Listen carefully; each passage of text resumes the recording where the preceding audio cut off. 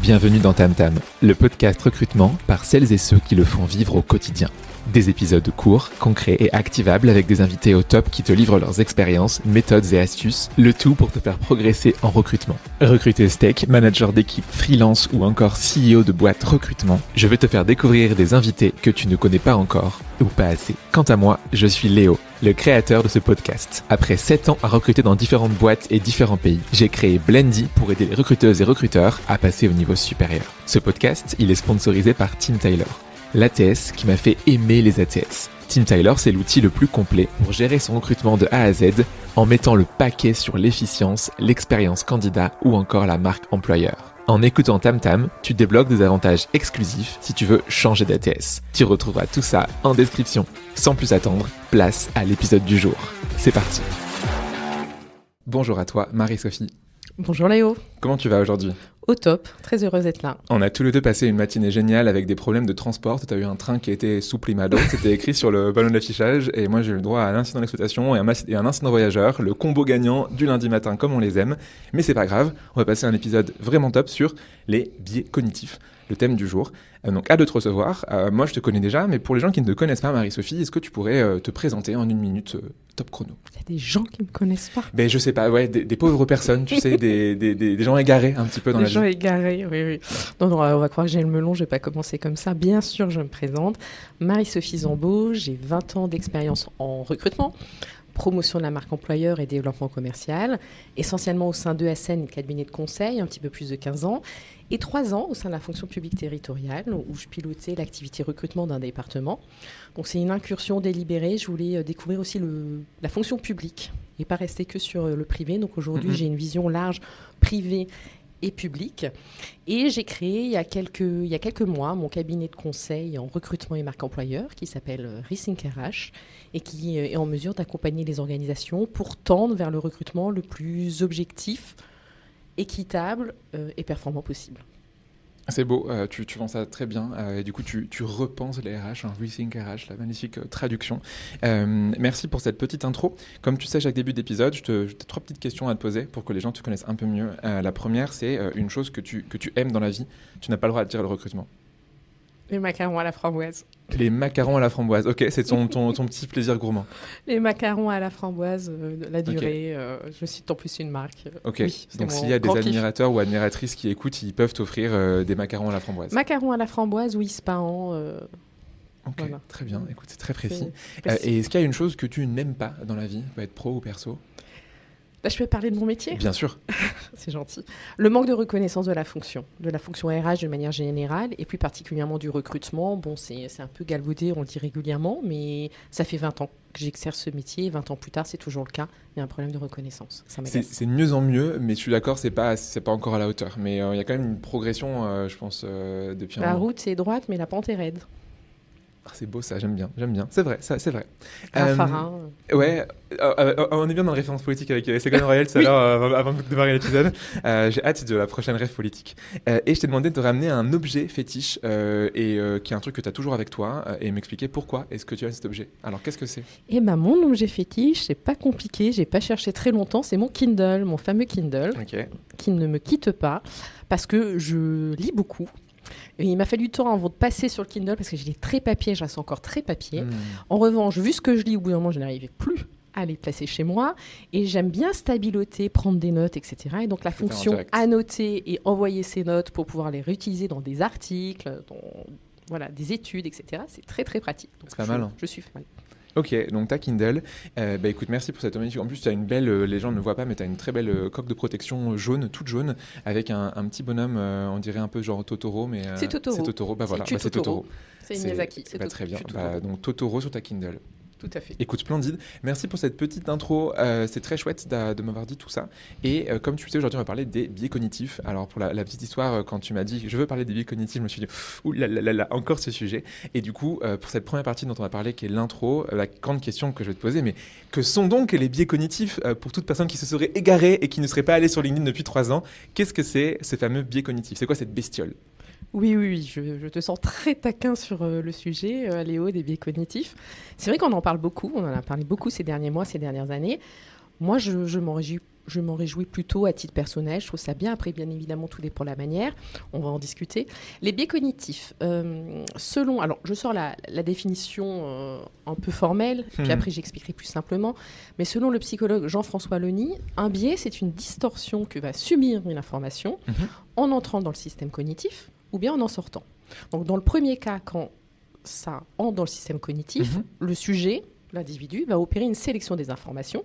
Et dans le second cas, quand ça sort du système cognitif, il va réaliser une sélection des réponses. Okay. On va dire que plus simplement, notre cerveau, il va inconsciemment prendre des libertés dans le traitement des innombrables informations qu'on reçoit chaque jour. Il va effectuer des raccourcis en accordant une importance démesurée à certaines informations ou bien en occultant d'autres complètement. Ok. Ça fait une définition en effet plus claire et plus simple. C'est vrai que souvent, moi, ce que j'aime bien, c'est le raccourci. C'est un peu ça qu'on peut dire. Hein, raccourci de pensée, raccourci mental. Un biais, raccourci de pensée, raccourci mental, qui est surtout spontané et inconscient et qui va t'induire en erreur. Ce qu'il faut s'y retenir, c'est que c'est vraiment totalement inconscient. D'où la problématique. Oui, c'est le problème principal, c'est que tu t'en rends même pas compte en fait. Voilà. En fait, le biais cognitif est à la cognition, est au raisonnement, ce que l'illusion d'optique est à la vision. J'aime beaucoup cette phrase. Est-ce que tu l'as copyrightée ou pas encore ? Pas encore. Fais-toi un t-shirt avec et vends-le à tous les recruteurs et les recruteuses. Non, mais souvent ça parle parce que je fais des formations sur ce sujet. Ouais. Et je commence par une illusion d'optique où là, tout le monde voit bien qu'il est piégé par sa vision, par ses yeux, parce que ce qu'il voit... Et c'est la même chose au niveau des biais cognitifs, sauf que on en est beaucoup moins conscient. Voilà, donc c'est la même chose. L'illusion d'optique est à la vision, ce que le biais cognitif est à la cognition. C'est beau. C'est un biais cognitif, des biais cognitifs, il y en a combien ? 2, 4 ? Alors, à date, parce que suivant les sources, tu ne vas pas avoir exactement les mêmes nombres, mais on va dire qu'il y en a 250 qui ont été identifiés, recensés par les chercheurs à date. Ok, du coup tu les connais tous par cœur, donc tu vas commencer du 1 à 250, c'est parti, premier. Alors, deuxième, tu les veux par ordre troisième, alphabétique, par ordre de découverte. Ordre de découverte, et je veux qu'à chaque fois tu me cites la personne qui l'a découverte. C'est parti. Alors, si tu veux l'intégralité, va regarder l'encyclopédie des biais cognitifs de Moussa Dadal. Ouais. Elle est très très chouette. Il est dans la bibliothèque, et j'aime beaucoup ce livre. Est-ce que, par contre, est-ce qu'on sait s'il y en a un genre qui a été le premier découvert ou pas ? Genre le premier biais cognitif qui aurait été trouvé ? Non, on ne sait pas. Non, je ne peux pas répondre à ta question. Pas. Je sais pas, c'est une question ouverte. Non, j'avoue, je ne sais pas. On faudrait regarder, j'ai creusé. Ou même la première personne qui a mentionné ce terme, tu vois, genre d'où ça vient en fait la première mention, mais bon, ça on ne sait pas. Sur les biais, c'est l'école d'heuristique qui serait plutôt liée à Daniel Kahneman. D'accord. Mais après, on ne sait pas. Écoute, on ira fouiller, on mettra en description de l'épisode le premier biais cognitif trouvé de l'histoire de l'humanité. Est-ce qu'il y a différents types de biais ou est-ce que c'est toujours les mêmes types de biais ? Alors, il y en a 250 et le chiffre n'arrête pas de bouger un peu chaque jour. Mais ce qui est sûr, c'est qu'il y a trois natures distinctes, un petit peu pour les classer. Donc, il y a le biais de raisonnement, là, c'est assez logique, c'est un biais qui va affecter la construction des croyances, les processus de raisonnement, les décisions et le comportement humain en général, on va dire. Le biais de groupe, là aussi, ça se comprend très très bien, c'est un biais qui résulte du fait même d'appartenir ou d'interagir avec un groupe qui soit constitué d'une ou plusieurs personnes. En fait, c'est lié à la dynamique de groupe. Et puis, il y a le biais de mémoire qui améliore ou qui entrave le rappel d'un souvenir ou qui modifie le contenu d'une mémoire rapportée. Ok, celui-là, il est assez intéressant, la mémoire. Là, j'ai lu un article il y a pas longtemps qui te dit que, en fait, quand quelqu'un te rappelle un souvenir commun, si du coup, c'est pas le tien, en fait, tu vas pouvoir écraser la mémoire initiale de la personne. Genre, en gros, si on a un souvenir commun, je sais pas, d'il y a 3 ans, moi, je me souviens d'une situation A, mais toi de B. Si du coup, tu me racontes B et que tu me le dis à plusieurs reprises, mon cerveau va oublier A et va penser que B est la réalité. C'est fou quand même. Sur les souvenirs et la mémoire, c'est très trompeur. On peut créer des faux souvenirs. On peut vraiment nous-mêmes être leurrés. Donc attention, ça peut être compliqué sur la psychiatrie ou la psychologie sur ce genre de choses, sur l'usage qu'on peut en faire. Ouais, c'est là où ce sujet est passionnant parce que du coup, tu vois, moi je suis le premier à dire aussi qu'aujourd'hui, quand tu recrutes, tu fais du marketing, tu fais des sales, tu fais du growth, tu fais de la psychologie. Et là, c'est un sujet psychologique qui est hyper important, outre le recrutement en général. Ce sujet des biais cognitifs, il est juste méga passionnant. Mais du coup, pourquoi en recrutement, c'est important ? Qu'est-ce qui fait que les biais cognitifs, c'est un sujet recrutement ? Alors, c'est important dans notre vie générale parce que ça affecte toutes nos prises de décision. Donc ça, c'est sûr. Et le recrutement, c'est un domaine éminemment humain, éminemment où les prises de décision sont importantes et sont stratégiques. Et les processus de recrutement, ils ne sont clairement pas épargnés par l'impact des biais cognitifs. J'ai même une expression où je dis que c'est un formidable terrain de jeu. Les processus de recrutement sont un formidable terrain de jeu pour les biais cognitifs qui, si on ne fait rien pour les contrecarrer, sont dans notre cœur joie. Et là, on peut dire bye-bye, équité, pertinence, objectivité. J'imagine, tu sais, le dessin animé, là, Il était une fois à la vie, et j'imagine du coup des petits personnages qui sont des biais cognitifs qui sont en train de danser dans le cerveau d'une À peu personne. près ça, moi aussi. C'est rigolo, hein, genre, et avec la musique là, la vie, la vie. Bref, on aime bien. Et du coup, c'est important en recrutement. Quelles sont les conséquences? Qu'est-ce qui se passe en fait si jamais tu connais pas les biais cognitifs et si du coup tu les laisses prendre les décisions à ta place? C'est quoi les conséquences? Alors, les conséquences, c'est que tu vas pas forcément, je dis tout de suite, le scoop, je révèle, c'est que tu vas pas forcément prendre les décisions les plus éclairées pour ton organisation. Okay. Un chiffre que j'aime bien citer, qui est dans le livre de Daniel Kahneman, d'Olivier Sibony et de Carl Sunstein, qui s'appelle Noise, qui est sorti à l'été 2021. Il disait que quand il y a 2 personnes qui rencontrent ensemble 2 candidats en entretien, elles ne vont pas être d'accord sur le candidat à retenir dans 25% des cas. Donc, dans un quart du temps, avec la même fiche de poste et sur 2 candidats seulement, déjà on arrive à 25% des cas. Donc on peut se dire, 25%, c'est quand même phénoménal quand on réfléchit, surtout si on a conscience, et je pense que c'est notre cas tous les deux, et ceux qui nous écoutent, de l'importance du recrutement au sein d'une organisation, d'avoir les bonnes ressources à disposition. Recruter, c'est un acte qui est majeur, le coût il n'est pas neutre. Alors là je vais citer quelque chose, c'est une évaluation, donc c'est plus une fourchette, c'est un râteau. Le coût d'un recrutement raté oscille entre le profil, bien évidemment, entre 30 000 et 150 000 euros, d'après des études par Manpower, HR Voice et Open Sourcing. Donc on voit bien que c'est extravagant, c'est vraiment extravagant de se dire qu'on sait qu'il y a des biais cognitifs qui parasitent nos prises de décision, mais qu'on va rien mettre en œuvre pour essayer de les contrecarrer un minimum. Donc je dirais que les biais cognitifs, pourquoi c'est important au recrutement? Parce que ça porte atteinte en fait à la qualité même de son activité, à la qualité même des recrutements effectués, à l'objectivité, à la pertinence et donc à la performance de l'organisation in fine. Ok, ouais, donc même tu disais entre 30 000 et 150 000, même 30 000, ne serait-ce que ça, c'est énorme. Après, est-ce qu'on peut du coup vraiment jeter la pierre à tout le monde dans le sens où c'est assez récent comme terme? Enfin, pour être honnête, quand j'ai commencé dans le recrutement, mes premiers mois, premières années, je savais pas ce que c'était un biais cognitif. C'est quand tu t'y intéresses que tu te rends compte qu'en effet c'est un problème. Comment en fait est-ce que du coup ça arrive à tout le monde et est-ce que c'est vraiment ok de dire toi tu recrutes mal, t'as des biais cognitifs? Très bonne question. Merci. Oui, ça arrive à tout le monde, parce qu'en fait, tout être humain, il est assailli en permanence par des biais cognitifs. Le message que je voulais faire passer aujourd'hui, parce qu'on va dire aujourd'hui pendant tout ce podcast comment les atténuer, c'est que c'est pas non plus grave ou forcément en soi mauvais d'avoir des biais cognitifs, puisque l'homme est fait ainsi, l'être humain est fait ainsi, on est tous assaillis par des biais cognitifs. Et bien souvent, c'est positif. Ça nous permet de réagir beaucoup plus rapidement et c'est ce qui fait que notre espèce a survécu jusqu'à présent. C'est aussi le mode réactionnel, réactif, etc. Ça fonctionne pour la plupart des décisions qui ne sont pas stratégiques. Mais dès qu'il y a une prise de décision avec vraiment une dimension stratégique, là, ça nous induit en erreur et là, c'est un peu la catastrophe. Donc oui, tout le monde est touché par les biais cognitifs. Se croire au-dessus des biais cognitifs, c'est se bercer de douces illusions. Mince. Voilà. Et c'est d'ailleurs un biais cognitif, en fait, de se croire immunisé des biais cognitifs. J'adore ça. C'est celui de l'angle mort ou de la tâche aveugle. Mais on va le détailler un peu plus tard ensemble. Une phrase que j'aime bien citer sur ce sujet pour montrer que tout le monde est atteint, entre guillemets, tous étaient atteints, petite référence, c'est d'Einstein qui dit qu'il est plus facile de désintégrer un atome qu'un préjugé. Donc, on est tous atteints, on est tous assaillis par ces biais. En revanche, on peut mettre en place des actions concrètes pour essayer d'en diminuer l'impact. Ok, oui, et c'est en effet souvent c'est la confusion, et c'est la raison pour laquelle c'est un peu un sujet tarte à la crème sur LinkedIn, c'est que tu as des gens qui te disent moi je recrute sans biais cognitif. C'est faux en fait, tu ne peux pas t'en départir à 100%, tu peux les connaître pour les comprendre, pour ne pas les utiliser, mais du coup après tu mets en place des choses pour les éviter au maximum, mais tu pourras jamais, c'est un peu comme en maths, quand on était au lycée, tu t'attends vers l'infini, tu tends vers l'élimination des biais, mais tu pourras jamais atteindre l'élimination des biais, sinon ça veut dire que du coup ton cerveau tu l'as complètement démoli quoi.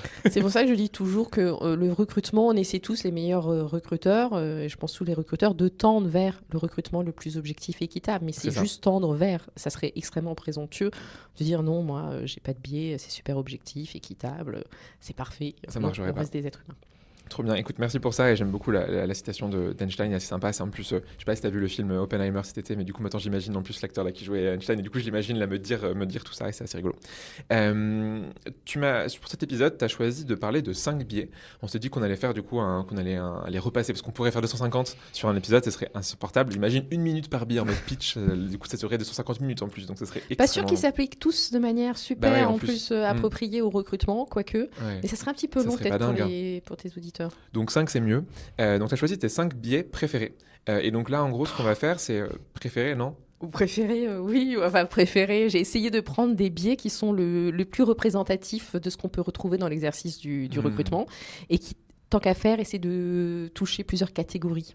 Les 3 catégories qu'on a évoquées tout à l'heure. Exactement. De la dire préféré. Oui, il y a le dernier, ouais, chouchou. Que tu aimes bien. Mais oui, les catégories qu'on rappelle, c'était les biais de raisonnement, de groupe et de mémoire. Du coup, on a choisi 5, donc on va en prendre un par un. Et du coup, tu vas nous expliquer à chaque fois ce que c'est, des exemples qui sont liés en recrutement et comment, des techniques un petit peu pour s'en prémunir, comment justement éviter au maximum, on a dit, donc tendre vers l'élimination de ce biais, ou en tout cas la prise de conscience de ce biais dans ta prise de décision par la suite. Par quel biais est-ce qu'on commence ? L'effet de halo. L'effet de halo qui est un peu lié au biais de la première impression, parce que le biais de la première impression, c'est une terminologie qu'on peut rencontrer régulièrement, mais en soi, le biais de la première impression n'existe pas. C'est un biais qui recouvre... Enfin, première impression, ça recouvre plusieurs biais derrière. Donc l'effet de halo se rapproche de ça, et forcément, c'est connu de tous, hein, ça fait des ravages dans notre vie personnelle, mais aussi en recrutement tout particulièrement. Donc l'effet de halo, qu'est-ce que c'est ? C'est tout comme le halo dépeint dans l'art religieux va empreindre entièrement une personne. Ce biais, il consiste à partir d'une caractéristique unique d'un candidat, à partir d'une seule et unique caractéristique d'un candidat. Je vais le généraliser, en fait, à l'ensemble de ces caractéristiques. L'effet de halo, il peut être positif, il peut être négatif également, ce qu'il faut avoir en tête. Et donc, si la première impression que j'ai sur un candidat, elle est positive, je vais interpréter tout de manière favorable, tout ce que la personne va dire ou va faire. Je ne vais même pas forcément poser exactement les mêmes questions, je vais orienter, c'est ça le piège. Et en revanche, si ma première impression est négative, ça va être dans l'autre sens, je vais tout mal interpréter, je vais peut-être dans les questions être un petit peu plus vache, triturer un petit peu plus, etc. Un des exemples les plus classiques concerne la beauté ou l'apparence physique. On a tous tendance à percevoir un candidat qui a une belle apparence physique comme quelqu'un de plus compétent et de plus intelligent, et en tout cas beaucoup plus qu'un candidat d'apparence moins soignée. C'est pas forcément logique et cohérent quand on réfléchit 2 secondes, mais en tout cas, ça se passe comme ça. Il y a différentes études, donc là j'en ai choisi une, mais il y en a à pléthore qui ne donnent pas forcément exactement les mêmes chiffres, mais c'est dans le même ordre de grandeur. Il y a une étude de 2019 qui disait que les salariés jugés beaux percevaient des salaires en moyenne de 12% plus élevés. Pourtant, on est quand même bien d'accord qu'un physique plus avantageux, ça ne fait pas forcément un meilleur collaborateur, un meilleur comptable, un meilleur architecte. C'est le principe, non ? Ah pardon, excuse-moi. Oh là là, mes biais m'ont eu. Mais c'est énorme, 12%. Mais ça perdure. Ça perdure. À la limite, pour certains métiers, l'apparence, on se dit pour un métier de représentation, pourquoi pas ? Mais il y a plein de métiers où ce n'est pas forcément le cas. Et alors, la compétence et l'intelligence par rapport à la beauté, il faut qu'on m'explique effectivement. Pour autant, c'est un des cas majeurs de l'effet de halo. Et ça marche aussi dans l'autre sens. J'ai plus l'étude en tête, mais qui montrait l'inverse. Donc, entre guillemets, les personnes qui sont dans la norme d'un point de vue beauté, il n'y a pas trop d'impact. Mais du coup, les personnes les plus beaux, en effet, les plus belles sont avantagées. Et par contre, les personnes qui vraiment sont jugées comme pas vraiment jolies du tout, voire dire le mot moche, du coup, ça crée de la discrimination en fait à un physique peu avantageux. Et ça avait vraiment pour le coup un impact très négatif pour trouver un job. C'était un article de Welcome, je pourrais te le retrouver, mais qui disait en fait l'inverse de celui-là, quoi. Oui, tout à fait. Et tu as utilisé un terme que je n'ai pas encore utilisé, alors que c'était évident pour moi, mais oui, pourquoi c'est important de parler des biais cognitifs en recrutement ? Parce que si on ne fait rien pour limiter l'impact des biais, on arrive forcément à la discrimination, en fait. C'est ça. C'est vrai qu'on a encore, t'imagines, on est à 18 minutes, on n'a pas encore utilisé discrimination dans les biais, alors que c'est un des problèmes majeurs. Bravo, hein, bravo. Tu vois, voilà pourquoi je ne peux pas parler des biais cognitifs dans un épisode de podcast. Alors, comment est-ce qu'on s'en départit ? Comment est-ce qu'on s'en prémunit de ce fameux effet de halo ? C'est quoi les astuces techniques que tu peux mettre en place pour ne pas qu'il te bouffe la vie ? Alors, je redis, pas de solution miracle aujourd'hui, puisqu'on ne peut pas les éradiquer complètement. En revanche, là, vu qu'on en a 5, il y a des choses que je vais dire pour le premier qui s'appliquent aux autres. D'une manière générale, ce qui est important, c'est de s'interdire de juger de manière holistique, en fait, un candidat sur l'ensemble d'un entretien. Ça, sur une vision globale, c'est jamais bon. Il faut sans cesse revenir, en fait, à la liste des critères qui sont bien précis et qui ont été déterminés lors du recueil du besoin. Parce que oui, en fait... la solution qui est la plus efficace pour se prémunir de ce biais-là, l'effet de halo et de tous les biais de manière générale, c'est l'entretien structuré.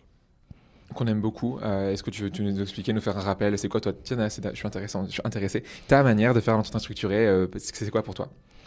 Un entretien structuré, c'est un entretien qui est construit autour de questions qui sont définies en amont, qui sont les mêmes pour tous les candidats et qui sont liées à des critères précis avec le poste à pourvoir. Donc c'est vraiment ça. On a défini en amont pour plus d'objectivité et ce sont les mêmes pour tous les candidats. Et après, forcément, on va évaluer chacun de ces critères via des questions qui sont d'ordre comportemental ou d'ordre situationnel. Et les réponses apportées par le candidat vont être jugées selon une grille de notation qui, elle aussi, a été définie à l'avance par souci d'harmonisation et d'objectivité. Ce qui fait qu'à la fin, quand on va prendre la décision de recruter ou non un candidat, on va regarder les notes qui ont été obtenues, compilation des différentes notes pour obtenir une note globale. On peut avoir aussi, s'être amusé à fixer des seuils de passage pour chaque critère ou des choses comme ça, mais ça va être beaucoup plus objectif ou tendre vers plus d'objectivité puisqu'on va aller regarder les notes obtenues par le candidat pour les différents critères. Et du coup, ça évite en effet au maximum la subjectivité. Et d'ailleurs, souvent, ça crée des surprises parce que des gens qui avaient entre guillemets, des chouchous en début de process se rendent compte qu'en fait, leur chouchou n'a qu'un 2 sur 10, là où leur outsider a eu un 8 sur 10. C'est ça. Et là, avec l'effet de halo, on peut avoir trouvé quelqu'un, si on va sur la beauté, très beau, avec du charisme, très soigné, avec un effet waouh. Et puis, on va aller regarder les notes et on va se dire, éventuellement, ça apparaît sur un critère, s'il y avait le critère charismatique, aisance relationnelle ou d'autres choses, mais ça va faire pchit sur les autres. Et donc, on va se rendre compte qu'il faut penser contre soi-même et qu'en fait, ce n'est pas le meilleur candidat. Qui est ça aussi un des conseils pour ce bilan et pour les autres. Toujours dans la vie, c'est se forcer à penser contre soi-même et jouer le rôle de son propre avocat du diable. Et là-dessus, je ne sais pas si tu utilises toi des fois ça, mais c'est des petites techniques que moi je faisais justement contre ça. Si tu as un candidat, une candidate que tu as en début d'entretien, tu as l'impression que cette personne elle est extraordinaire, du coup tu vas forcer ton cerveau à penser qu'il y a un problème. Donc des fois tu dis des trucs négatifs du style non mais cette personne en fait elle est horrible, elle fait des choses bizarres sur internet, et du coup tu vas essayer de haïr cette personne, et du coup tu vas aller contre ton a priori initial qui était que tu l'adorais, et inversement. Si tu sens que quelqu'un qui n'a pas du tout, tu dis mais cette personne à tous les coups elle va sauver le monde, dans 5 ans elle va inventer un remède contre je sais pas quoi, et du coup tu forces ton cerveau à aller à l'opposé de ce que tu avais, et ça vient remettre un peu la balance. Ça marche pas à tous les coups, mais ça va aider justement si tu te dis ah mais c'est bon, je vais arrêter au bout de 5 minutes, je sais que ce candidat c'est le bon. C'est ça qu'il faut faire. Vu qu'on ne peut pas lutter contre le fait qu'on va avoir une première impression qui de toute manière arrive tout de suite, c'est ça. Il faut se dire, bon, j'ai cette première impression, qu'est-ce que j'en fais ? Je vais essayer il faut penser à charge et à décharge. Donc si je pense que tout de suite c'est le bon candidat, je vais essayer pendant tout l'entretien de chercher pourquoi ça ne serait pas le bon candidat. Et si c'était, c'est sûr que ça ne peut pas être lui, je vais essayer par mes questions et tout le long, tout en restant quand même sur mes critères, ma grille, etc., d'aller me dire, non, pourquoi en fait ça pourrait être le bon candidat et qu'est-ce qui ferait que je pourrais l'embaucher concrètement. Donc ça c'est intéressant. Okay. Dans les autres techniques, il y a forcément diversifier et croiser les méthodes d'évaluation pour pas rester juste sur cette impression liée au physique ou d'autres aspects. Et puis là, c'est plus un peu pour le fun. En ayant fait des recherches là-dessus, on voit que être d'humeur négative, ça réduit l'effet de halo. Donc je vais pas conseiller forcément aux gens d'arriver bougon en entretien, mais c'est bien d'être conscient que quand on est dans de très bonne humeur, d'une humeur très très positive, ça va un petit peu contaminer en fait notre manière d'appréhender les choses, et on va pas forcément prendre les décisions les plus rationnelles. Oui, tu pourrais même dire ça qu'au global, je sais pas, une journée entière où tu es de bonne humeur, tu vas peut-être penser que tous les candidats que tu vas avoir sont bons, et inversement, une journée où tu es de mauvaise humeur, et du coup c'est terrible. Donc il faudrait être d'humeur constante. Impossible, tu sais, genre impossible. Surtout en recrutement. S'il y a bien un métier dans lequel tu peux être d'humeur constante, c'est celui-là. Ta journée, c'est du roller coaster émotionnel en permanence. Ok, merci pour ces conseils-là. Est-ce que du coup tu conseilles, en cours de route, c'est dur, quand tu es formé, que tu sais ce que c'est, que tu sais les éviter, tu peux t'en rendre compte.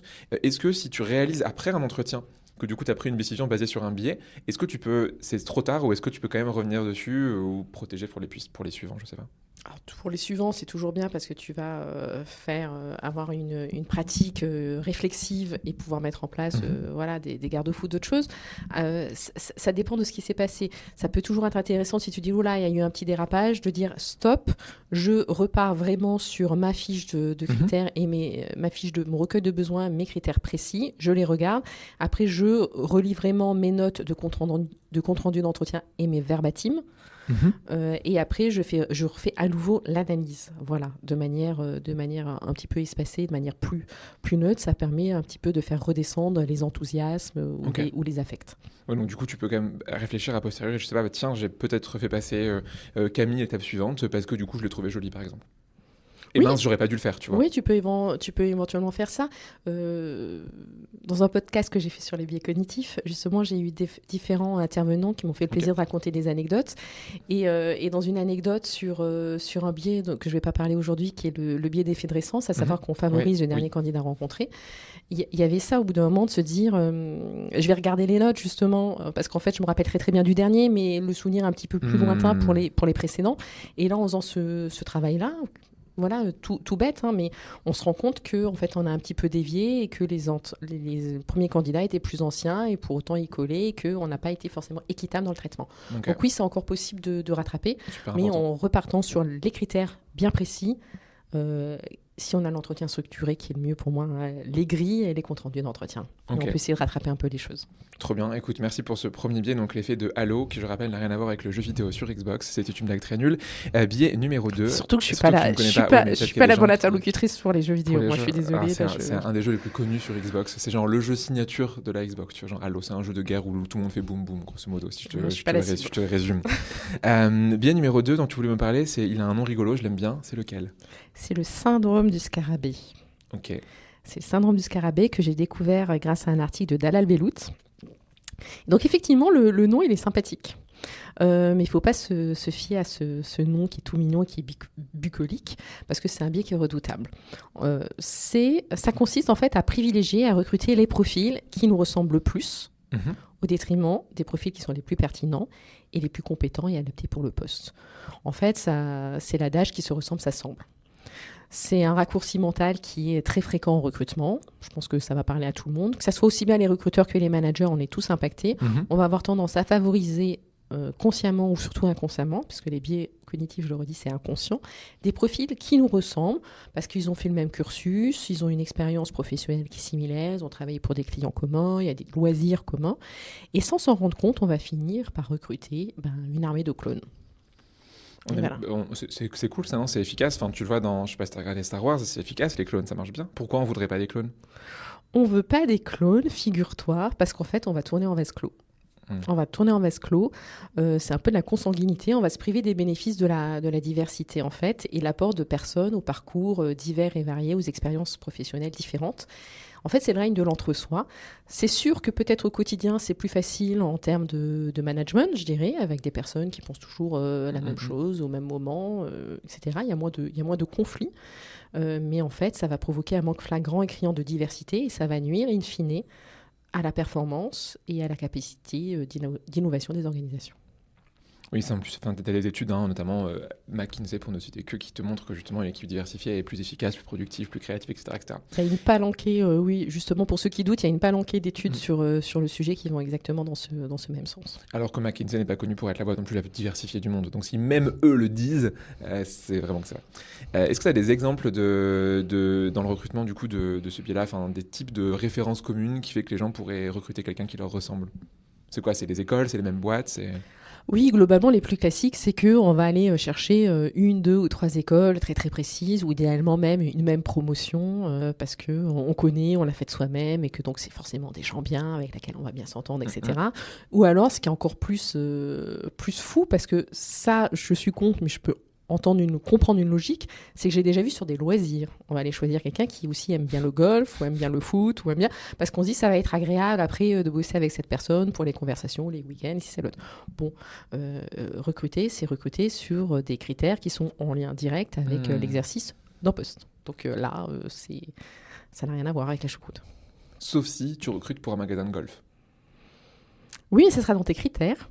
Exactement. Du recrutement. Tu n'es pas tombé dans le piège. Est-ce que tu aurais des techniques du coup pour ne pas avoir de syndrome du scarabée en entretien ? L'entretien structuré, parce que justement tu vas revenir à tes critères et tu vas dire faire partie de cette même promotion ou jouer au golf n'est pas dans un critère jugé très important pour exceller dans ce poste. Donc l'entretien structuré, le recueil de besoins exhaustif et solide, revenir sans cesse aux critères. Ouais. Et puis, comme on a commencé à le dire, pour ceux qui ont encore des doutes, former, sensibiliser sur les bienfaits de la diversité. Les bienfaits, donc j'avais commencé à le dire, l'accroissement de la performance des organisations, le regain de la créativité, une meilleure compréhension de la clientèle, si on a des collaborateurs justement divers et variés, une plus grande capacité à se remettre en question, à innover, à se réinventer, à perdurer, une meilleure capacité à gérer les problèmes. Pour attirer les talents aussi, c'est beaucoup plus simple parce que ça améliore l'image employeur. Ça permet aussi de fidéliser les collaborateurs et, in fine, de diminuer le turnover. Donc, c'est quand même assez positif. Pour ceux qui ne sont pas convaincus, ça fait beaucoup d'avantages. C'est fou. Autre technique, il y avait le CV anonyme. On en a parlé pendant pas mal d'années. Force est de constater que ça fait quand même un petit peu pchit. Donc, moi, je suis plus partisane, mais ça le rejoint un petit peu, en fait, du recrutement immersif. Okay. Recrutement immersif qui est plus lié à des mises en situation, que ce soit par certains procédés ou dispositifs comme la PMSMP, donc la période de mise en situation au milieu professionnel, ou la MRS, la méthode de recrutement par simulation, ou l'échantillon de travail. Ça permet de mettre de côté le CV, la formation initiale, les expériences professionnelles précédentes pour se concentrer véritablement sur les aptitudes et les compétences des personnes. Et donc justement, le CV anonyme, ça fait un peu pchit, mais ce qu'on a tendance à oublier, c'est que en fait, la MRS, la méthode de recrutement par simulation, c'est quelque chose qui s'en rapproche pas mal et qui n'est pas nouveau en fait. Ça a été développé par Pôle emploi il y a un petit peu plus de 15 ans. Mais c'est vrai que ça souffre d'un réel déficit de notoriété. En fait, cette méthode, elle se fonde sur les habiletés requises pour occuper un poste de travail. Okay. Donc, en fait, ce qu'ils vont faire, c'est qu'ils vont s'amuser à repérer l'ensemble des habiletés qui sont nécessaires pour réaliser un travail et tenir un poste. Et ensuite, ils vont construire des exercices qui permettent d'évaluer ces dernières chez les candidats. Donc, en fait, ces simulations, elles vont reproduire par analogie le poste de travail et elles vont donc mettre les candidats en situation de démontrer concrètement leur capacité à occuper un poste. Donc, ça permet de contourner certains biais, tout particulièrement liés à la première impression, au physique, au diplôme, au parcours, et de se concentrer sur la capacité concrète et réelle des candidats à réaliser une tâche. Et c'est aussi très positif pour les organisations parce que ça leur permet d'ouvrir leur chakra et de sortir justement de ce biais de l'entre-soi, de syndrome du scarabée, et d'aller vraiment chercher des personnes auxquelles elles n'auraient pas pensé préalablement. Pourquoi c'est si peu utilisé, tu penses, ces méthodes de PMSMP et de MRS? Les boîtes les connaissent pas ou...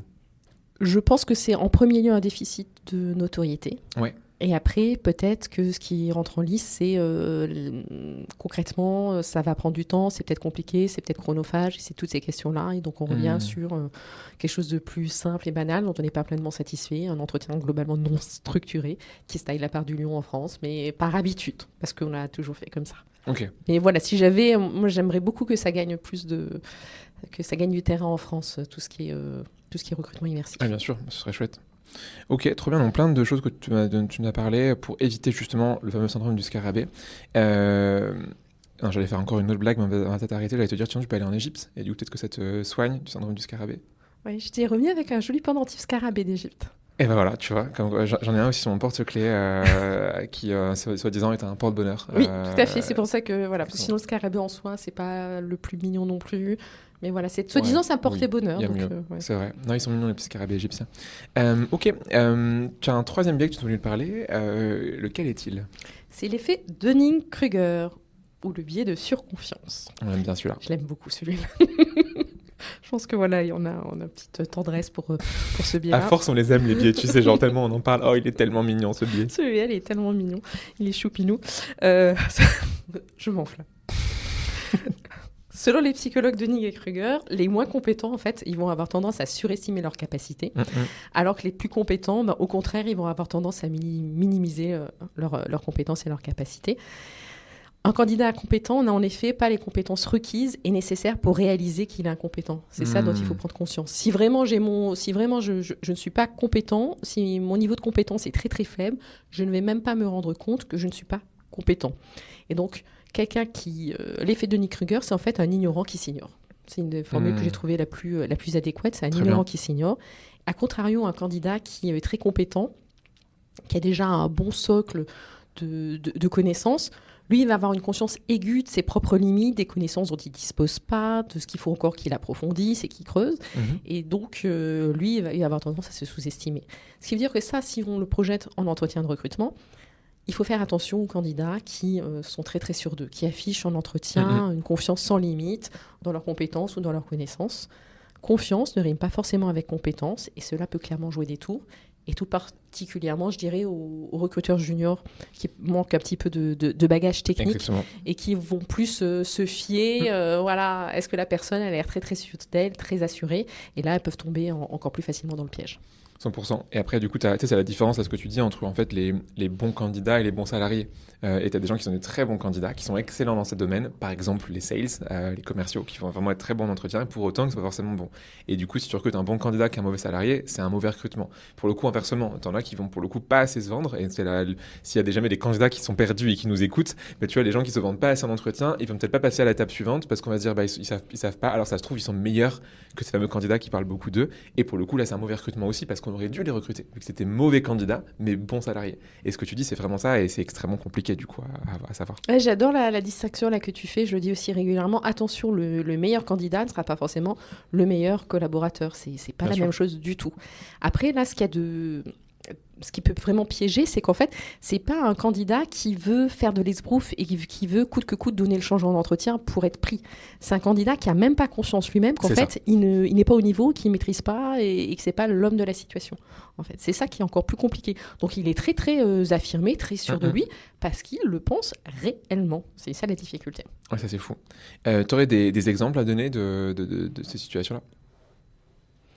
Des exemples, je pense qu'on a tous vécu en entretien des personnes, c'est vrai que moi c'est plus particulièrement aussi ce qui me vient pour les sales ou les commerciaux, mais des personnes qui arrivaient, qui avaient l'air d'être l'homme providentiel, qui avaient ouvert je ne sais pas combien de comptes clients, qui allaient révolutionner ton organisation, voilà, on allait voir ce qu'on allait voir, c'était phénoménal, et c'était surtout de l'esbrouf, c'était des chiffres, mais en fait en creusant, et ça va aller dans les conseils que je vais donner, en croisant les différentes méthodes d'évaluation, on pouvait voir en fait que peut-être que lui pensait qu'il savait, mais que si on revenait aux critères, si on allait creuser sur les chiffres, la marge, le CA, le nombre de clients ouverts, tout ça, on allait voir qu'il y avait un problème éventuellement. C'était pas la bonne personne. 100%. Et donc les techniques pour contrer l'effet Dunning-Kruger, qu'est-ce que c'est? Running joke, l'entretien structuré. Je le dirai à chaque fois, donc je vais arrêter. Le quoi? Du coup, tu peux nous en parler d'entretien? Ok, donc entretien structuré, très bien. Approfondir les réponses apportées par le candidat. Un candidat qui a l'air très très sûr de lui, qui dit quelque chose de manière très affirmée, très péremptoire. Souvent, et surtout si on est junior, on peut se dire « Ah, ok, il a l'air de savoir de quoi il parle, je vais m'arrêter là. » Eh ben non. Ce qu'il faut, c'est approfondir et c'est rebondir sur ses propos et lui demander de creuser au maximum pour avoir toutes les informations, voilà, les questions stars, etc. Pour creuser au maximum, avoir tous les éléments de contexte pour le faire parler. Tu as des gens qui parlent beaucoup de la technique des pourquoi. Enfin, tu dis pourquoi pour creuser justement tout ça. Pourquoi, c'est Simon Sinek, c'est super efficace. Simple, efficace. Diversifier, croiser les méthodes. Voilà, s'il a l'air très sûr de lui, mais qu'en face, nous, on n'est pas forcément en capacité de savoir si c'est vrai ou pas, ça peut être très intéressant d'avoir des tests des connaissances, des tests d'évaluation technique. Le recrutement immersif, on vient d'en parler. Voilà, ça permet, c'est le juge de paix, en fait. On va lui demander des échantillons de travail ou des mises en situation. Et puis, ce qui est intéressant pour nous, mais là, je dirais peut-être pour le candidat, c'est de le confronter à ses erreurs durant l'entretien pour essayer de lui faire passer un message, de le faire prendre conscience de ses axes d'amélioration, si on se met un peu dans la posture de recruteur-coach. Parce qu'en fait, vraiment, ces personnes-là ne se disent pas « je ne maîtrise pas, mais je bluffe et j'obtiens le poste et après je verrai ». Ils ne se rendent pas compte. Donc voilà, ça peut être intéressant d'essayer de leur faire passer à dose homéopathique, en tout cas, des messages. Donc, trop intéressant. Oui, et du coup, tu peux aussi d'ailleurs aider au final les candidats pour la suite en leur faisant réaliser, en fait, regarde, dans ce domaine-là, tu passes pas à la suite parce que justement, tu n'as pas ces compétences. Si tu veux, tu peux aller te former là, tu peux aller lire ça, tu peux aller faire ça. Tout à fait. Et peut-être qu'on peut sauver des candidats, en fait, de leur effet Dunning-Kruger. Pas totalement, mais en disant, voilà, je reviens à ma liste de critères, et donc effectivement, sache que sur ce critère-là, et là, tu ne m'as pas convaincu, toi, tu es très sûr de toi, mais par rapport aux réponses que tu m'as apportées à ma grille, tu étais en dessous des autres, et c'est pour ces raisons-là que tu n'as pas été retenu, on peut lui permettre, en tout cas, ça me semble constructif, et on peut lui permettre d'évoluer. Trop bien, écoute, merci pour ce troisième biais. Il en reste 2. Yes. Donc ton préféré, tu as dit que c'était le 5e. Du coup, le 4, qu'est-ce que c'est? Le 4, c'est le biais de conformisme de groupe. Ok. En fait, lorsqu'on hésite, t'es impatient. Je vais te le dire. Et ben, je vais vous le dire. Lorsqu'on hésite en fait entre plusieurs candidats, ça semble assez logique de se dire bon, je vais impliquer un maximum d'interlocuteurs autour de la table dans la prise de décision. Ça va me permettre d'avoir justement une décision plus objective. Mais force est de constater que le recours au collectif, c'est pas le rempart ultime contre les biais, contre la subjectivité. Ça peut même être totalement contre-productif si le recours il est mal orchestré. En effet, il y a Yanis Irving qui nous a appris que les individus dans le groupe ont tendance à rechercher prioritairement une forme d'accord global ou de consensus plutôt que d'appréhender de manière réaliste la situation. Ainsi, en fait, au lieu de permettre la prise de décision la plus objective, fiable, équilibrée possible, une prise de décision collective peut aboutir bien souvent à une décision qui est ultra convenue et qui est conformiste. Et c'est encore plus prononcé, beaucoup plus prononcé, si le premier à s'exprimer, c'est le chef ou le leader d'opinion, ou la personne la plus assurée et assertive. Toutes les personnes qui vont prendre ensuite la parole vont avoir tendance à se ranger à l'avis du chef ou de cette personne-là, à s'auto-censurer, non par conviction, mais par conformisme et par peur éventuelle de déplaire. Donc je pense qu'on a tous vécu en recrutement des réunions d'arbitrage, peu importe le terme qu'on met, réunions d'arbitrage, de prise de décision sur des recrutements, sur le candidat embauché pour tel poste. Et là, il y a le manager qui arrive et qui, de manière très enthousiaste et affirmée, dit « ça y est, je pense que là, on a trouvé le bon candidat ». Donc c'est vrai que quand ça débute comme ça, avec le manager super assertif qui en a trouvé le bon candidat, globalement, les autres interlocuteurs, quand ils vont prendre leur parole, ils vont taire leurs doutes, ils vont se ranger à son avis à lui pour lui faire plaisir, pour aller, voire même, j'ai déjà vu, ils vont aller dans la surenchère. Certains vont aller dans la surenchère pour vanter les mérites du candidat et se dire que eux aussi, ils avaient bien perçu que c'était le meilleur candidat, ils avaient bien détecté ça et ça et ça. Et en fait, ils vont passer sous silence les points d'inadéquation et les dysfonctionnements, les alertes, tout ce qui peut éventuellement faire en sorte que c'est pas le bon candidat. Voilà.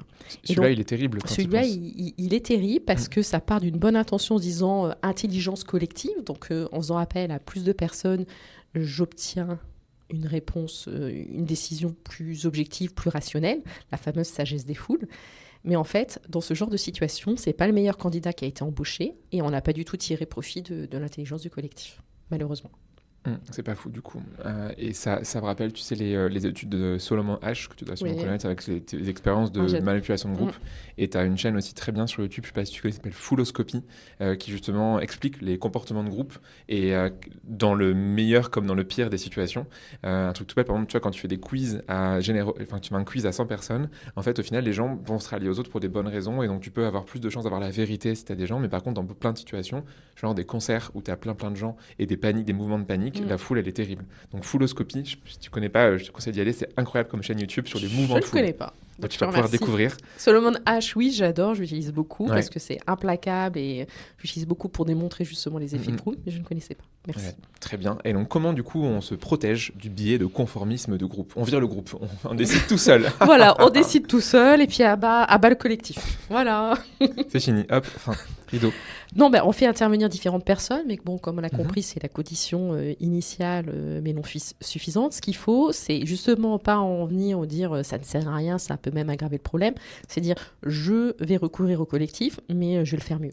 Je vais orchestrer soigneusement le recours au collectif. Donc ça veut dire quoi, orchestrer soigneusement ? Ça veut dire je vais faire en sorte que l'expression, la collecte et l'agrégation des différents avis et opinions des personnes autour de la table soient faites de manière structurée et totalement indépendante. Et le mot indépendant aussi est très très très important. C'est seulement en toute fin de processus de recrutement que les évaluations vont être mises en commun et vont faire l'objet d'un échange et d'un arbitrage lors d'une réunion collective. Mais vraiment, il ne faut pas que les avis des uns et des autres soient pollués par les avis des personnes qui ont rencontré le candidat de manière précédente. Sinon, ça va être la catastrophe. Comme on l'a dit aussi, ce qu'il faut pour essayer de diminuer l'impact de ce biais, c'est veiller à l'ordre de la prise de parole. Voilà, comme on dit, les premières prises de parole, elles vont orienter fortement en fait les autres et ça va prendre une importance qui est totalement disproportionnée. Donc tu mets d'abord les stagiaires, quoi, parce que tout le monde s'en fout de ce qu'ils vont dire, donc tu fais parler les stagiaires et l'alternant et ensuite les autres. Ou en tout cas, oui, tu fais pas commencer par le manager, le dirigeant, la personne qui a beaucoup de poids et qui arrive à influencer la personne la plus charismatique. Tu fais en sorte que ce soit les personnes un petit peu plus introverties, un petit peu plus discrètes, qui s'expriment les premières pour que justement elles puissent vraiment s'exprimer et que leur avis soit véritablement pris en compte. C'est surtout ça, qu'il n'y ait pas de distorsion après. Tu as une petite chose là-dessus que je faisais souvent, c'est de demander aux gens si tu fais ça en visio, du coup tu demandes aux gens, tu leur laisses un petit décompte dans nos 5 secondes et en même temps sur le chat, ils doivent écrire si c'est je sais pas, oui je recrute à fond, oui je recrute mais avec réserve, ou je recrute pas, ou je recrute vraiment pas. Et du coup, si tu as 5-6 personnes qui ont vu la personne, tout le monde en même temps le met dans le chat et du coup personne n'est biaisé par les autres. Et du coup, tu pars de ça pour ensuite faire le débat. Ça, c'est super chouette parce qu'ils sont pas influencés. C'est ça en fait. Je suis entièrement d'accord. Très bonne technique. Ce qu'il faut vraiment, c'est le côté structuré et indépendant. C'est ça. Voilà. Si en fait tu as un collectif, tu dis voilà, je veux bénéficier de l'intelligence du collectif, mais il y a 6 personnes et les 6 personnes donnent leur avis les unes après les autres au fur et à mesure. En fait, c'est pas bon. Clairement. C'est pas bon. Donc il faut orchestrer ça. Et ça, en fait, voilà, pour l'anecdote, ça rejoignait la notion de position basse préconisée par l'école de Palo Alto. Et donc voilà, c'est quelque chose en apparence qui est simple, qui est anodin, mais en fait c'est un puissant levier pour libérer la parole et c'est facilement activable, donc pourquoi se priver de ça, veiller à l'ordre de la prise de parole, c'est très important. Ok, trop bien. Dans le même style, je vais aller rapidement, parce que je suis bavarde, tu as désigné un avocat du diable. Si tu as un groupe, pareil, tu as un groupe et tu vas dire toi, tu sais, tu vas jouer l'avocat du diable, mais tu vas faire exprès. Pas aux autres. Tu peux aussi le dire aux autres. Tu peux le dire ou pas le dire aux autres. De toute manière, si après, normalement, ça tourne. Oui, ça rendront compte, c'est ça. Voilà, à la limite, même, je veux dire, c'est quand même mieux, parce que sinon, on va se dire, cette personne-là, elle est vraiment quand même de mauvaise humeur, elle est vraiment un peu compliquée ou négative, ou elle est vraiment ronchon aujourd'hui. Donc, il y a une personne qui va jouer le rôle de l'avocat du diable. Là, tant qu'à faire, essayer de choisir la bonne personne, et elle va essayer justement de s'opposer délibérément à la vie générale, à la vie des autres, va challenger cet avis en formulant un maximum de critiques et de contre-arguments. Donc, cette technique, elle peut être intéressante, mais elle repose beaucoup sur le talent, on va dire, de cet avocat du diable. Il faut bien choisir. Il y en a où ils ne sont pas très, très performants, on va dire, dans cette situation. Donc, c'est pour ça qu'il y a une autre technique qui est proche, qui est réaliser un pré-mortem. C'est une technique qui a été inventée par Gary Klein, qui est le psychologue pionnier de l'école naturaliste de la prise de décision. On est un peu sur le même sujet. C'est-à-dire, concrètement, on a une équipe. On va demander à cette équipe de se projeter dans le futur. Dans le futur, c'est fin de la période d'essai ou un an plus tard, un entretien annuel. Alors que le recrutement, il s'est soldé par un échec. Fin de la période d'essai à l'initiative de l'un ou de l'autre, ou rupture de la collaboration. Et on va demander à l'équipe de procéder collectivement à l'autopsie de ce projet de recrutement ainsi décédé. Parce qu'un recrutement, c'est un projet. Donc ce projet de recrutement ainsi décédé, en indiquant les raisons qui sont les plus plausibles et qui ont conduit à cet échec. Donc chaque membre de l'équipe est invité à se prononcer, à écrire, si possible de manière anonyme, sur un papier, là où les causes possibles qui expliquent ce fiasco. Et après, on va passer en revue tout ce qui a été marqué sur les papiers. Et après, au moins, on aura pu entendre tous les arguments de toutes les personnes et prendre la décision la plus éclairée. Oui ou non, je persévère, je recrute quand même cette personne. Ou non, je change d'avis ou je refais passer un test supplémentaire. Parce qu'on n'est pas sûr, tu comprends. Parce qu'on n'est pas sûr. Après, là, c'est quand on a de la chance que les gens sont OK pour ça. C'est souvent, les gens vont te dire « Ah, mais quand il y a un doute, il n'y a pas de doute. » Et du coup, s'il y a un doute dans la prise de décision, ils disent « Ah, on ne recrute pas. » Ça, c'est quand on n'a vraiment, vraiment pas de chance. Après, quand on a de la chance, on est OK pour une étape supplémentaire, éventuellement pour rassurer tout le monde. Mais du coup, ta méthode est très bien pour ça. Bravo. 2 derniers conseils. Merci. J'ai du mal avec les compliments. Mais merci. 2 derniers conseils. Bon, une fois qu'on l'a dit, c'est facile à dire, mais promouvoir l'esprit critique, facile à dire, mais essayer au sein d'une organisation de faire en sorte d'avoir un climat tel et une culture telle que les gens puissent vraiment se sentir libres de s'exprimer au maximum. Là encore, facile à dire.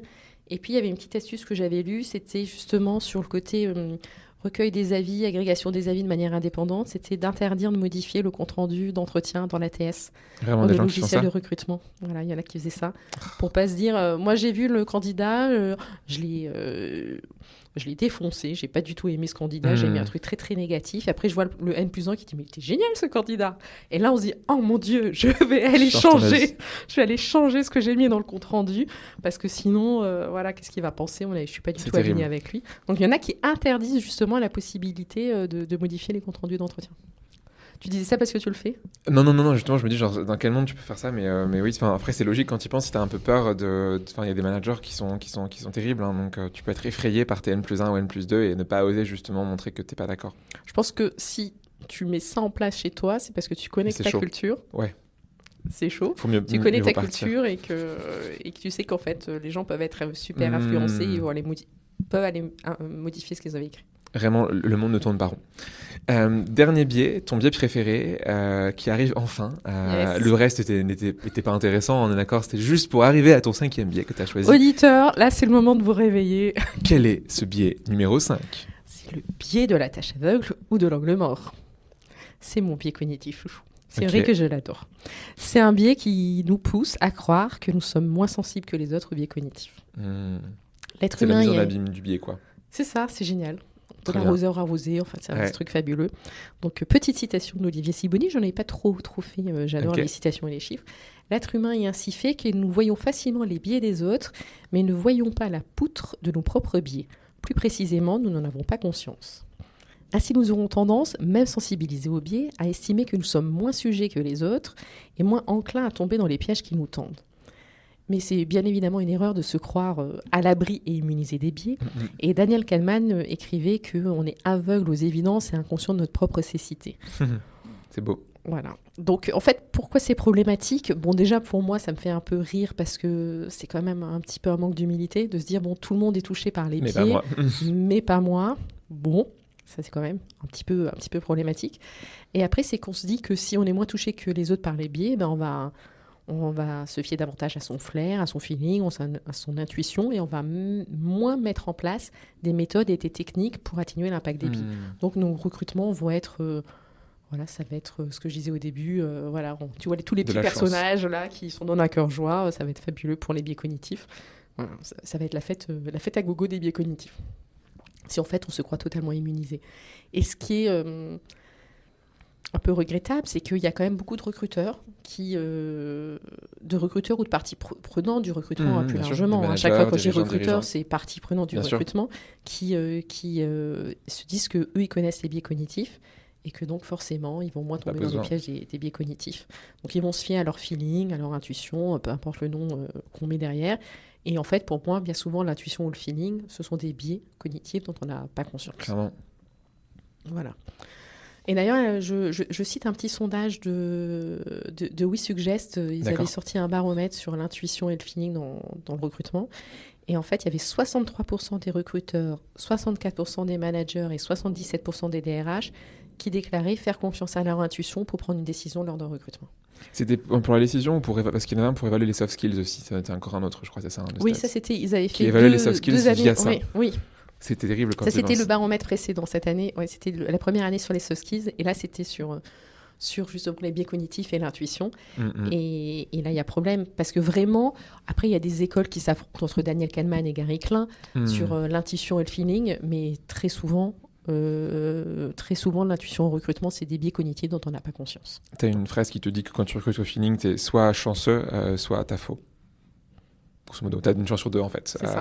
Puisque tu ne sauras pas, c'est un peu un coup de poker, tu pourrais dire, presque un coup de bluff.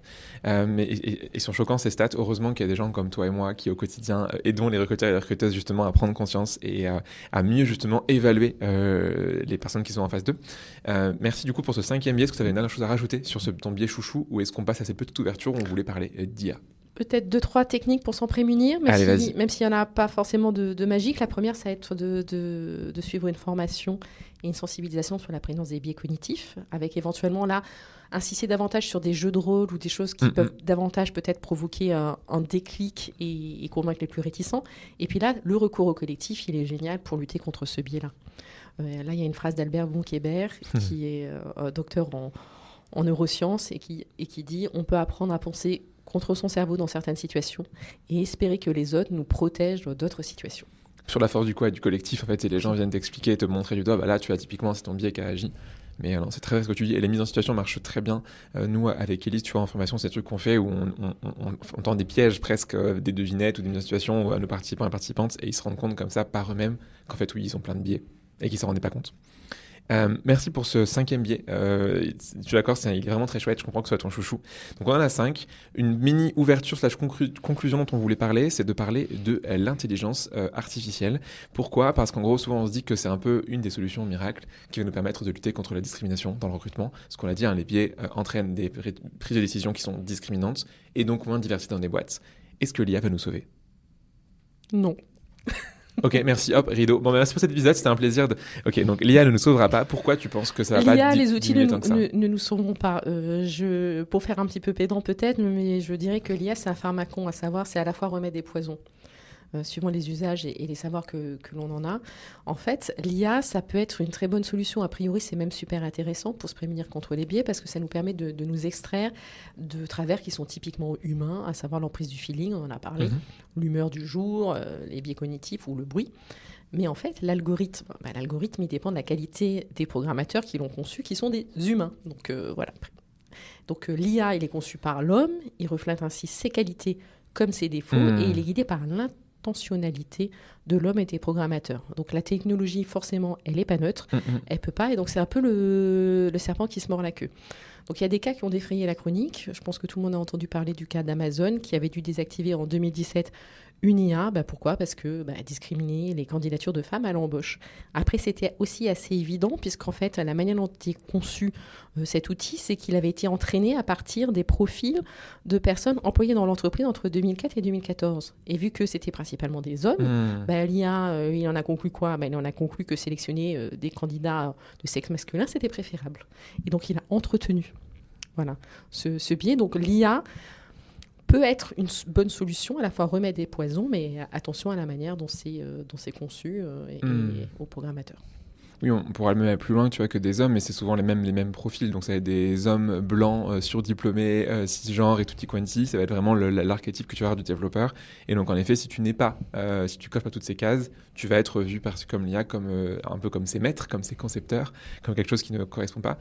Une chose c'est un peu tiré par les cheveux, mais en fait tu pourrais dire que l'IA peut t'aider sur le reste, donc à mettre en place, par exemple, en train structuré, en trouvant des questions, en trouvant des référentiels. Donc ça va aider à t'en départir, mais l'IA en elle-même, telle qu'elle est utilisée, n'est pas une solution miracle au biais non plus. D'accord, entièrement d'accord. Dernière question pour toi, Marie-Sophie, avant de finir cet épisode.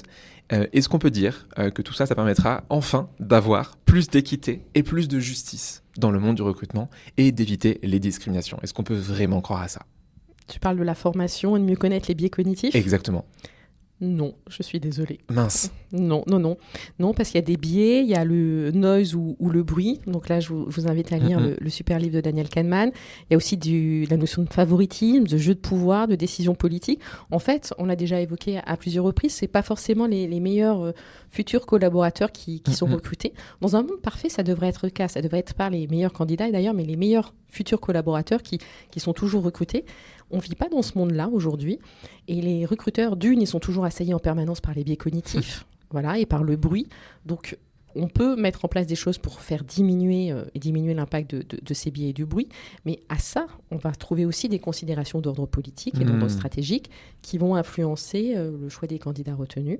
Donc, le message aussi aux recruteurs et aux personnes qui nous écoutent et qui forcément à un moment ou à un autre sont candidats, c'est de ne pas non plus le prendre trop personnellement si on n'est pas retenu sur un poste. J'ai une petite anecdote. En 2009, il y avait Brian Acton et Jan Koum qui avaient postulé chez Facebook et qui n'avaient pas été retenus. Ils ont alors décidé de créer WhatsApp et ils l'ont revendu 5 ans plus tard à Facebook pour 19 milliards de dollars. Donc soyez confiants dans la manière de postuler quand on est candidat. En effet, ça peut arriver. J'aime bien cette anecdote, elle est très chouette. Écoute, merci pour tous les conseils, exemples / anecdotes que du coup tu nous as donnés. Merci beaucoup. Et comme tu sais, à la fin de chaque épisode de Tam Tam, il y a 3 petites questions que je pose à tout le monde pour un peu élargir notre cercle de connaissances. La première, c'est est-ce qu'il y aurait un contenu que tu me recommanderais sur ce sujet, mais même en général sur le recrutement ? Je recommanderais à tous ceux qui nous écoutent les ressources qui sont proposées en fait par Yago, le blog de Yago. Moi, je le consulte très régulièrement, je l'exploite à fond. sans aucun scrupule. Donc il y a le baromètre 2022 sur l'expérience candidat qui était vraiment génial, qui est une de mes bases. Et il y a le prochain qui sort au mois de novembre. Il y a un calculateur du coup d'un recrutement qui est aussi à disposition en ligne et qui est très très bien fait. Il y a bien évidemment un test sur les biais cognitifs pour pouvoir se familiariser, s'acculturer avec cette notion. Et il vient de sortir un guide sur la santé mentale des candidats en France. Voilà, il y a quelques jours qui est vraiment top. Je recommande. Trop bien. C'est vrai qu'ils sont. On dit coucou à toute l'équipe, à Elodie, à Inès et à Mathieu qui font vivre tout ça. Est-ce qu'il y aurait une personne que tu aimes et que tu voudrais me recommander aux gens qui nous écoutent? Sans le moindre doute, la moindre hésitation, Arnaud Douane. J'adore Petit Arnaud. écureuil. Petit écureuil, tout à fait. Coup de cœur professionnel et amical pour lui. Il intervient plus particulièrement sur les problématiques de marque employeur et de culture d'entreprise. Il vient de monter un cabinet qui s'appelle EVP, donc je vous recommande fortement. C'est très pertinent et très très bien écrit. Il a vraiment une patte, une touche, un style qui est assez inimitable. Trop bien. Écoute, merci pour lui. C'est vrai que c'est quelqu'un assez chouette. On se parle de temps en temps et j'aime beaucoup aussi ce qu'il fait. Dernière chose, du coup, le côté un peu pop culture. Est-ce que tu aurais du coup une série ou un film à nous recommander sur le thème, qui a un lien plus ou moins direct avec le recrutement ou juste un truc que tu kiffes?